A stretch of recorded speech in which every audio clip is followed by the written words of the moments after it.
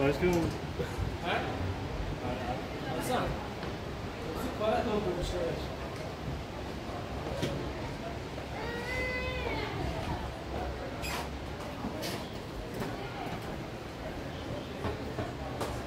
İnsan çok iyi.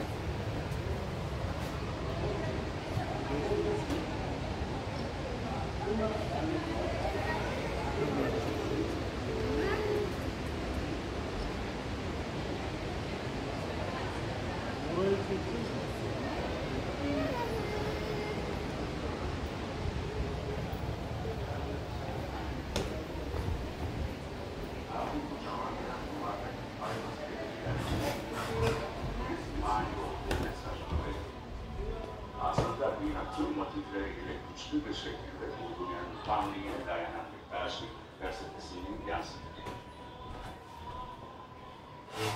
Tekkede Bosna'nın bu bölgesinde en meşhur vakıflarından biri olan Karagöz Bey'in 16. yüzyılda yaptırdığı hamam, detay içerisinde çok güzel bir yer teşkil eder. Üstündeki kubbe üzerinde güzel işlenmiş, süslenmiş, yağlı ve diğer ayrıntılarından dolayı, özellikle de su ısıtma sisteminden dolayı en meşhur mimarlar dahil bu hamamı yurdun en güzel hamamı olarak kabul etmişlerdir. Odalardan birisinde iki yatır bulunmaktadır.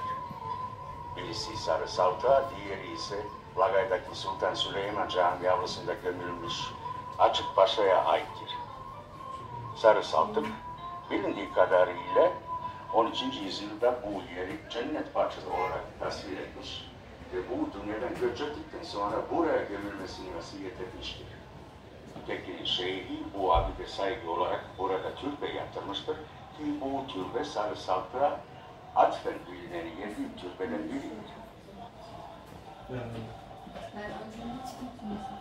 Belirlenen merasimin temel içerik ve anlamı Sarı Saltık'ın kişiliği ve önemini hatırlatma ve Yüce Mevla'ya dua